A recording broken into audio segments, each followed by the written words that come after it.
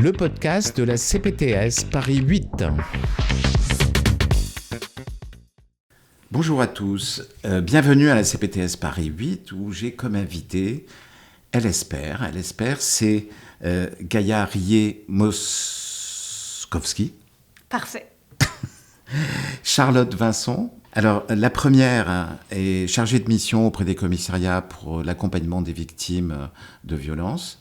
Et Charlotte est sage-femme. Et elle aussi travaille sur la prévention des violences. Alors, on va parler aujourd'hui d'un truc un peu spécifique. Plume, c'est ça ? C'est quoi, Plume ? Alors Plume, c'est un programme de prévention des violences sexuelles destiné aux enfants à partir de la grande section de maternelle. L'idée, elle est venue de consultations de gynécologie. Moi, je fais de la santé sexuelle là, depuis plus de 10 ans maintenant. Et je pratique le dépistage systématique des violences dans toutes les consultations. Et c'est dans ce cadre-là que j'ai eu 2 patientes à 1 semaine d'intervalle qui m'ont révélé des violences graves qu'elles avaient subies dans l'enfance avec de l'inceste et énormément de conséquences, dont je ne ferai pas le listing ici, sur leur santé. Et je me suis dit que voilà, ça faisait des années que je faisais ce dépistage, ce primo accueil de la parole des victimes, cet accompagnement vers les ressources nécessaires par rapport à leur parcours, mais que finalement, ça me donnait un peu une impression d'éponger une fuite perpétuelle et de rien faire pour essayer de boucher la fuite. Et en fait, c'est un peu de là qu'est venue l'idée de commencer à travailler vraiment en amont. Les derniers chiffres de la Ciivise ont été assez limpides sur le fait que quand on parle d'une petite fille sur 5 et un petit garçon sur 13 qui vit de la violence sexuelle avant ses 18 ans et que dans tous ces enfants-là, les premières violences apparaissent avant l'âge de 5 ans, ça dit bien que si on veut faire de la prévention, en fait, il faut commencer tôt avec des outils adaptés. Et donc, j'avais commencé à regarder un petit peu, il y a 4 ans maintenant, ce qui existait comme ressources accessibles gratuitement pour pouvoir travailler sur ces questions. Et il n'y avait pas beaucoup de choses, en tout cas en France. Mais je me suis formée sur un programme canadien, puis j'ai lu beaucoup, rencontré pas mal de gens. Et puis, du coup, j'ai commencé à écrire des séances de prévention à destination des maternelles. Et donc, j'ai collaboré avec... Quand vous dites à destination des maternelles, c'est-à-dire le personnel ? Non, les enfants. Et les des enfants, interventions de prévention auprès des enfants. enfants. Ouais. Et donc, en fait, le programme, il s'est construit initialement en se disant on veut intervenir auprès des petits, vraiment des tout petits. J'ai travaillé en collaboration avec un professeur des écoles qui a travaillé de façon bénévole avec moi pendant un bon moment pour retravailler les outils et les réfléchir avec le niveau de développement des petits, leur temps de concentration possible, le besoin de faire des activités en mobilisant des différents types d'intelligence. Il y a des enfants qui vont être sensibles à la chanson, d'autres qui vont être sensibles à la manipulation, d'autres qui vont être sensibles à la voix, d'autres... Donc du coup, de trouver plein de médias différents pour faire passer des messages. Et quand on a travaillé avec lui, en fait, on s'est dit, mais on ne peut pas se passer du fait qu'il faut qu'il y ait, avant d'intervenir auprès des enfants, parce que les enfants peuvent parler, c'est un peu aussi un des objectifs, c'est de la prévention et potentiellement de la détection. Donc de faire tout un travail de réseau en amont, et c'est dans ce cadre-là qu'on a pas mal collaboré avec Gaïa sur la mise en place justement de tout ce travail en amont. En réalité, effectivement, donc, avec Charlotte, on travaillait déjà ensemble, mais vraiment sur plutôt des accompagnements individuels. Donc là, c'était un peu donner une autre dimension à ce travail-là. Et c'était comment est-ce que quand on est sur un territoire, s'il y a des révélations de violence, comment est-ce que les différents acteurs s'emboîtent pour qu'on arrive à une sortie des violences, puisqu'en définitif, c'est un peu l'objectif.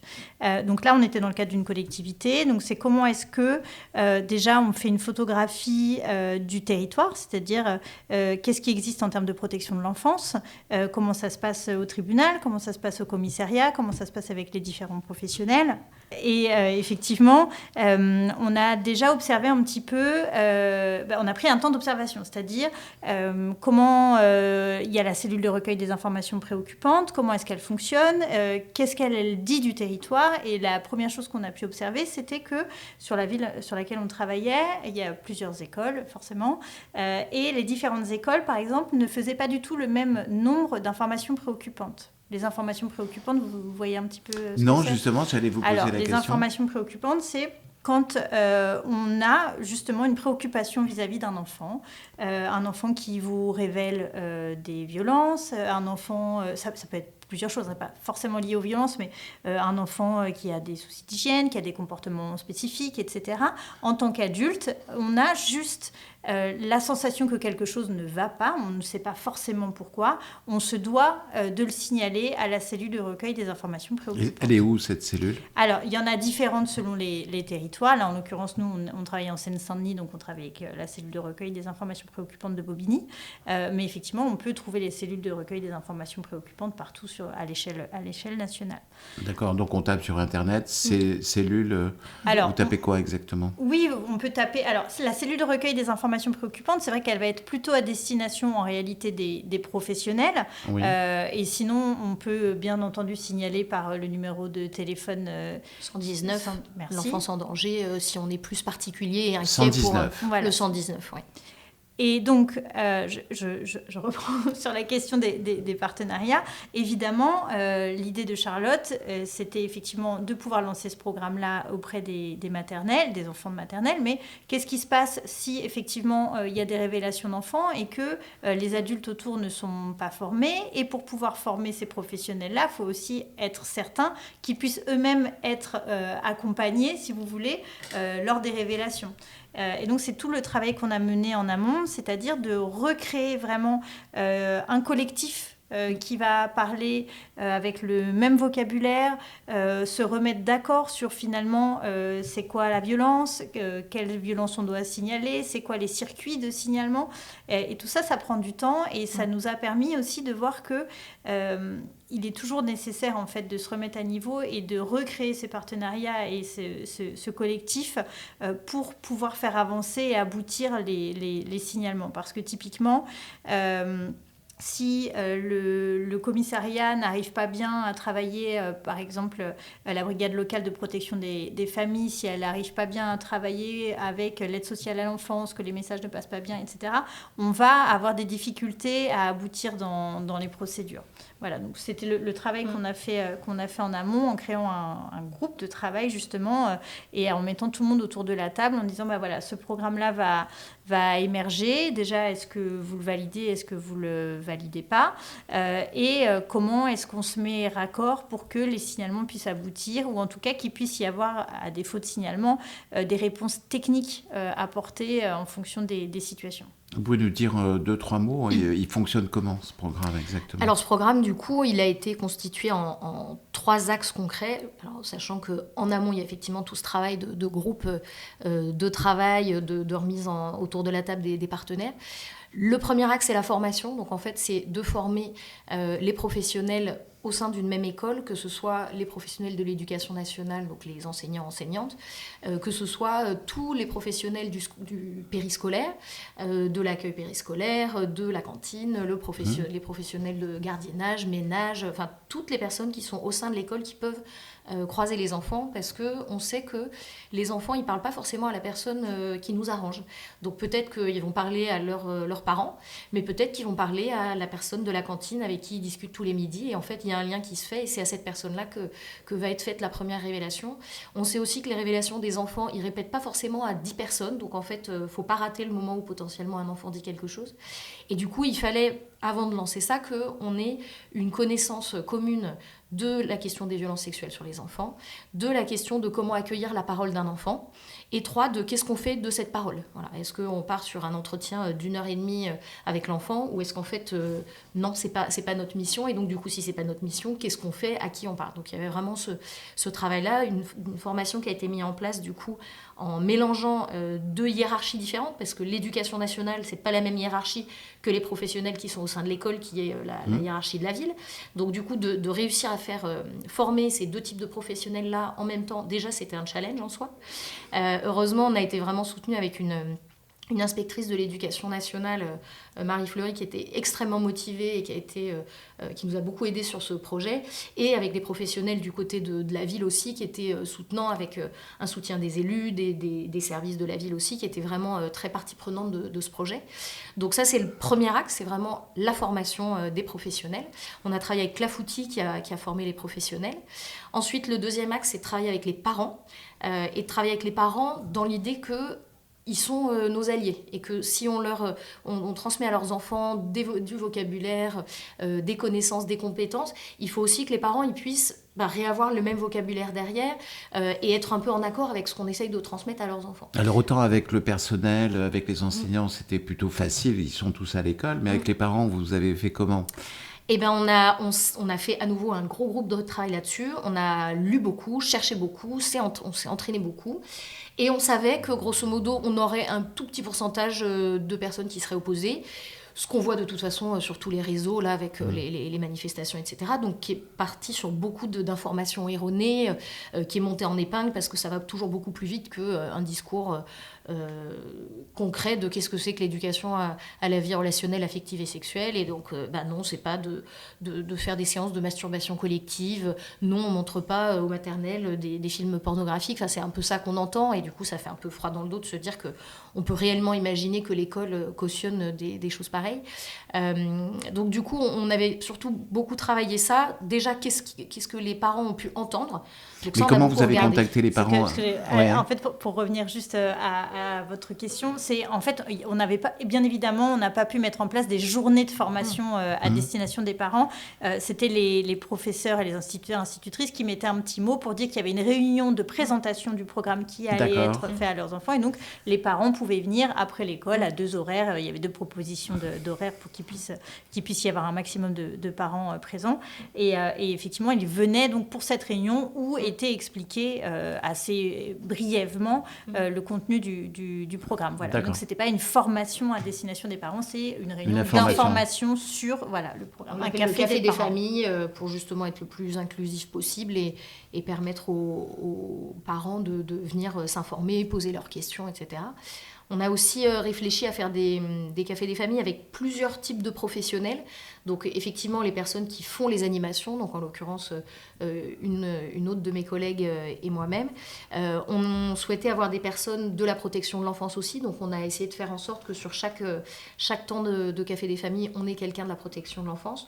On avait éventuellement de temps en temps, pas tous, parce que faut être dispo pour un certain nombre de cafés des familles au final, mais l'inspectrice de l'éducation nationale, des professionnels de la direction de l'éducation, et on avait aussi Gaïa en l'occurrence, puis après une autre collègue Laetitia, intervenante sociale en commissariat, pour justement présenter en fait aussi d'autres sources de la PMI ou de l'ASE qui ne sont vues des fois que comme des structures un peu punitives de on va enlever les enfants, etc. Et on oublie tout leur rôle de prévention, d'accompagnement à la parentalité notamment. Donc du coup, on trouvait que c'était pertinent d'être plusieurs professionnels. Un, pour montrer le fait que c'est un projet qui fait sens pour plein de types de professionnels différents. Donc, ce n'est pas juste une personne toute seule qui porte cette initiative farfelue. 2, d'avoir des exemples professionnels et des expériences professionnelles à partager pour donner des exemples dans le cadre des échanges avec les parents. Et puis pour identifier aussi des ressources potentielles pour les parents qui pourraient être en difficulté ou qui pourraient, suite aux interventions, avoir des enfants qui leur révèlent des situations de violence. Donc, et il y a un 3e axe. Et le 3e axe, tu me fais la transition parfaitement bien. Le 3e axe, en fait, c'est les interventions auprès des enfants. Et donc là, on est parti sur 4 interventions, à peu près une semaine d'intervalle qui dure une petite heure, grosso modo. Et l'idée, c'est que dans la construction globale du programme, en fait, c'est vraiment un partenariat avec les enseignants. C'est-à-dire qu'il y a des choses, on leur demande de les aborder déjà un peu avant qu'on arrive. On leur donne un peu des travaux en interséance. Il y a des affiches qui restent dans les classes après chaque séance. Il y a des affiches pour les parents qui restent après chaque séance. Et on donne un peu des idées de petits exercices à faire entre chaque séance pour remobiliser les concepts qu'on a vus. Donc du coup, nous, on a été vraiment super contents de voir que les écoles avec lesquelles on a travaillé ont de plus en plus participé à ce travail d'outils complémentaires, donc de rajouter les affiches par an, par exemple. Il y a 2 maîtresses qui avaient fait ça l'année dernière, et donc je leur ai dit, est-ce que vous acceptez que je vous pique votre idée et qu'en fait, on refasse ça comme outil complémentaire. Donc finalement, chaque année, en fait, on en rajoute. Là, on a rajouté aussi un diplôme de fin d'année, donc ils ont leur petit diplôme plume à la fin pour que ça clôture un peu les séances. Et grosso modo, on a 4 thématiques dans le programme. La première séance, elle traite des émotions. de la notion de bulle d'intimité, donc du respect on n'entre pas dans la bulle de quelqu'un d'autre et personne n'entre dans ta bulle non plus, de la notion d'adulte de confiance, dont on parlait dans un autre podcast d'ailleurs, donc de savoir qui on peut identifier comme personne ressource si on a un problème. La deuxième séance, elle aborde la notion du corps. Le corps est important, ce qu'on disait aussi avec Gaïa. Les parties intimes, nommer les parties intimes, donc dire pénis, vulve, testicules, fesses, seins, enfin voilà, de dire les vrais mots qui sont de l'anatomie et de un peu permettre aux enfants de le dire en sachant que ce n'est pas des gros mots. Et on leur fait identifier aussi tous les gestes qui sont interdits par rapport aux parties intimes. Ensuite, la troisième séance, elle parle un peu d'affirmation de soi, donc de comment on peut identifier déjà ce qui est un jeu, ce qui n'est pas un jeu, et comment on a le droit de dire non, et comment on peut dire non, et donc on s'entraîne à dire non. Après, on fait toujours très très attention de pas... Notre discours, c'est pas de dire c'est aux enfants de se protéger des violences tout seuls. Notre discours, c'est de dire c'est aux adultes de ne pas être violents, enfin, en tout cas c'est aux agresseurs, agresseuses de ne pas l'être. C'est pas aux enfants de se protéger, mais on se dit que si on peut leur donner des petites notions pour peut-être faire diminuer un peu leur vulnérabilité, et deux, de leur donner vraiment un cheminement clair, et c'est ça qu'on leur dit. On leur dit, s'il arrive un truc, maintenant que vous savez ce qui est interdit, ce qu'on n'a pas le droit de faire, et que vous avez cette idée de, il y a l'adulte de confiance, on peut essayer de dire non si on y arrive, on peut essayer de s'en aller si on y arrive, mais c'est hyper difficile. Très souvent, en fait, on n'y arrive pas, et c'est jamais de la faute des enfants, et c'est jamais de votre faute. Et si vous n'y arrivez pas, en fait, c'est normal, parce que c'est très, très difficile. Et dans ce cas-là, vous allez voir l'adulte de confiance. Donc, on a vraiment cette espèce de petit parcours de sécurité là, qu'on leur répète et tout, pour qu'il ait vraiment en tête, avec cette idée aussi que tous les adultes ne sont pas des bons adultes de confiance. Donc, l'idée qu'en fait, on peut en parler à un adulte de confiance, et finalement, il n'est pas un bon adulte de confiance. Il ne fait pas bien son travail, et il ne nous aide pas. Et donc, du coup, en fait, il faut en connaître plusieurs.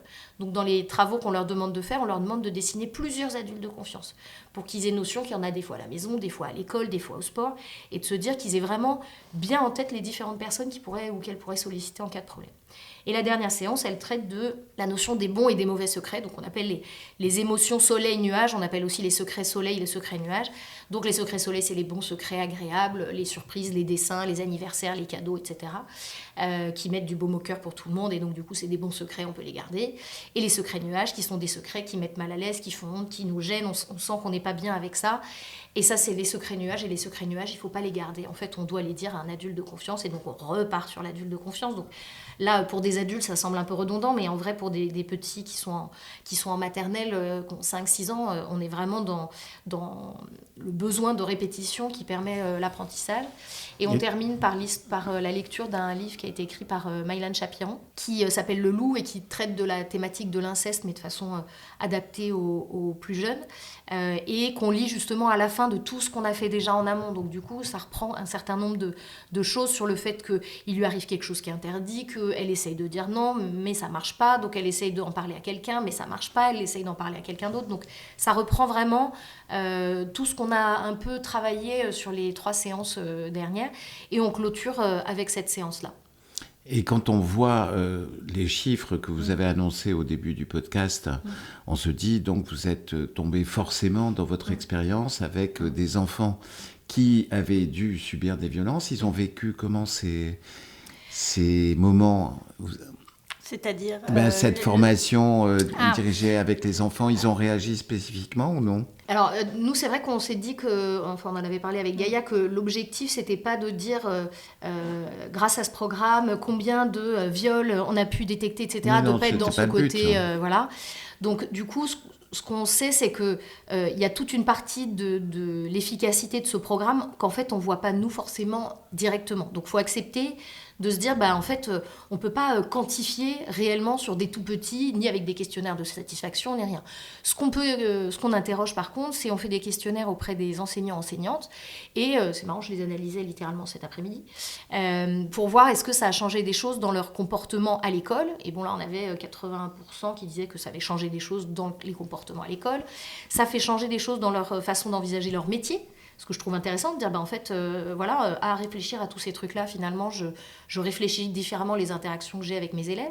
Et ça les a même fait réfléchir sur leur façon d'être dans leur vie privée. Donc comment j'interagis avec les enfants de ma famille, avec mes propres enfants, comment je les éduque. Et c'est mon mot préféré, dirait Gaïa, mais j'aime beaucoup l'idée que ce programme, il travaille beaucoup par capillarité.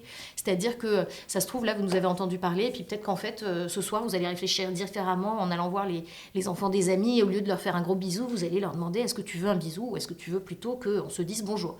Voilà, et je trouve que c'est un peu ça, moi, qui fait sens, c'est dire il a été un peu lent à construire ce programme. On ne s'est pas jeté sur des interventions auprès des enfants.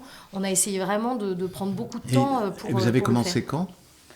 Alors, j'ai commencé à écrire tout ça, c'était il y a 4 ans. Alors après, je me mets pas en situation d'être la seule à travailler sur ces sujets et d'avoir créé la prévention des violences auprès des enfants. Moi, j'ai juste travaillé sur mais vous parlez de mon votre initiative qu'on a entamée et qui s'est déployée avec beaucoup de personnes aussi qui ont voulu travailler sur ce projet-là, qui ont relu tous les supports, qui m'ont permis de réadapter, etc. et d'en faire vraiment quelque chose de pertinent. Et l'objectif, en plus de tout ce travail-là, c'était que les supports, à la fin, soient téléchargeables en ligne sur le site de la municipalité pour pouvoir être téléchargés par n'importe quelle personne qui souhaiterait faire de la prévention.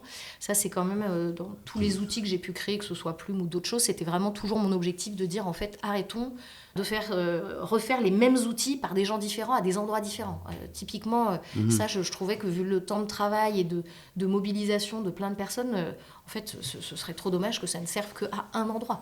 Ce qu'on a pu constater aussi réellement, c'était finalement le manque de formation des professionnels sur ces questions-là, des instituteurs, des institutrices, et leur besoin de reprendre confiance sur ces sujets-là et de réinterroger, comme je le disais tout à l'heure, mais c'est très important, les circuits de signalement, parce qu'on s'est rendu compte aussi que très souvent, le positionnement d'un instituteur, d'une institutrice, d'un directeur, d'une directrice est compliqué puisqu'il est en interface entre les enfants et les familles, et que bien souvent, l'idée, c'est que ça se passe bien à l'école, que ça se passe bien avec les associations de parents d'élèves, et que finalement, tout ça rajoute au phénomène d'invisibilisation, je vais y arriver, des violences, parce que finalement, quelque part, ça arrange aussi un peu tout le monde de ne pas voir. Et donc, de revenir avec ce programme-là, ça permet aussi de se réinterroger collectivement sur ces sujets-là, et c'est absolument primordial. Et ça, on a pu l'observer, puisque très rapidement, quand le programme a commencé à être déployé, donc Charlotte était plutôt face aux enfants, moi j'étais plutôt en back-office, les demandes de support technique sont devenues beaucoup plus nombreuses. Alors, quand je dis support technique, c'est pas très très joli, mais en tout cas, c'est de dire d'accepter d'accueillir la parole d'un instituteur, une institutrice qui vient avec une interrogation sur un enfant, où il disait, avant le programme, j'aurais laissé un petit peu parce que je ne savais pas trop quoi faire de ça. Aujourd'hui, le fait qu'on réinterroge ça, je réinterroge mes pratiques, et effectivement, j'accepte de me dire que quand même, le comportement de cet enfant-là, il est un petit peu problématique, en tout cas qui me pose question, et j'accepte aussi de me dire que c'est un petit peu mon travail de le dire. Et il y a quelque chose qu'on souhaitait aussi beaucoup reposer et qui est primordial, c'est cette espèce de sensation de cumul de fausses idées reçues, que quand on fait un signalement, il y a un placement d'office derrière. Or, ça n'est pas le cas. Il y a des placements d'office qui sont diligentés quand vraiment il y a une raison d'être très inquiet pour les enfants. Et effectivement, ça existe, un placement d'office, mais ce n'est pas la majorité des cas. Et il y a aussi autre chose, c'est que quand on fait un signalement, donc c'est une information préoccupante, on n'est pas obligé, nous, d'avoir, les professionnels, d'avoir la réponse. C'est-à-dire qu'on signale un fait préoccupant, mais ça ne veut pas dire que si on se trompe, on avait tort et qu'on n'aurait jamais dû le faire. Et ça, c'est des idées reçues sur lesquelles il faut revenir, et c'est hyper important parce que ça fait partie des freins principaux au signalement. Donc non, on signale tout simplement, très objectivement, factuellement, ce que j'ai relevé moi en tant que professionnel, par exemple, ça ne veut pas dire que j'accuse le parent, ça ne veut pas dire... Pas du tout, c'est qu'en fait, voilà. Et alors, c'est peut-être à la suite de plusieurs signalements que finalement une enquête est décidée. Alors, ça va dépendre effectivement du procureur, finalement. Bien sûr, et puis ça va dépendre surtout des faits, de la nature du signalement. Bien sûr. il est certain qu'un enfant qui arrive un matin couvert de bleu et qui explique qu'il a été battu toute la nuit, il va y avoir certainement quelque chose de très rapide de mis en place, mais effectivement, la nécessité aussi de faire ces signalements-là, c'est qu'on va travailler avec des faisceaux d'indices. Et que si vous êtes médecin, vous faites un signalement préoccupant avec des faits qui en eux-mêmes ne se suffisent pas à ouvrir une enquête, par exemple, de police, par exemple. Mais si en fait il y a votre signalement qui s'ajoute au signalement, en fait la voisine avait appelé il y a 3 jours parce que je ne sais pas, elle avait entendu du bruit et beaucoup de cris, et que en fait à l'école aussi, finalement c'est fait. Là, il va y avoir suffisamment de faisceaux d'indices pour se dire qu'on va pouvoir essayer de protéger cet enfant et qu'il doit quand même se passer quelque chose. Et enfin, et je termine parce qu'on est assez bavarde, mais c'est que il y a très peu d'enfants qui mentent, parce que ça aussi c'est quelque chose qui revient très souvent. En fait, il n'y a pas de fumée sans feu. Un enfant de cet âge-là, il ne va pas inventer des histoires s'il n'y a absolument rien. Alors peut-être qu'effectivement, il va transformer les prénoms, peut-être que ce n'est pas exactement ce qui se sera passé, mais pour lui c'est comme ça qu'il l'aura vécu, etc. Mais dans tous les cas, c'est qu'il y a quand même quelque chose qui ne va pas, et donc ça sera toujours bon de le signaler. Et puis, on le disait, le signalement n'amène pas forcément à un placement. Il y a aussi des solutions pour accompagner les parents dans le cadre de la parentalité. Il y a plein de degrés et ça, c'est très important de le savoir. Et l'implémentation du programme Plume, il permet ça aussi de réinterroger ça au niveau des professionnels. Et c'est pour ça que c'est hyper important de le travailler en collectif et d'harmoniser nos pratiques. On le comprend, d'autant plus que l'actualité, actuellement, aussi bien sur Betaram que le Squarneck, le procès de Squarneck, montre que c'est souvent le silence qui a permis à ces gens-là de continuer, et que chacun est un peu responsable de ça. Et que ça peut être un voisin et pas forcément des gens à l'école. Oui, et puis on réinsiste aussi beaucoup là-dessus, mais il n'y a pas de profil type de victime, et il n'y a pas de profil type d'agresseur ou d'agresseuse. Et ça, c'est quelque chose aussi qui pollue énormément en réalité, cette image que l'agresseur, il doit être méchant, avoir une tête bizarre. Et non, malheureusement, on sait bien que... Et être malade mental. Et être malade vraiment mental. Dans des clichés qui protègent les agresseurs. On voit bien, mais je crois qu'il y a encore un réseau de pédocriminels qui a été démantelé, là, je crois, il y a quelques jours. Il y avait un professeur de musique, tous, ils insistaient sur le fait qu'ils sont bons pères de famille, un prêtre. Effectivement, ça paraît dérisoire de le dire comme ça, parce qu'on le redit vraiment assez souvent, mais c'est quelque chose qui, dans notre inconscient, est quand même hyper ancré. Il y a aussi dans l'inconscient le fait que la victime, elle était victime avant, ça l'arrange bien d'être victime. Et que très souvent, on accuse la victime d'avoir attiré le prédateur.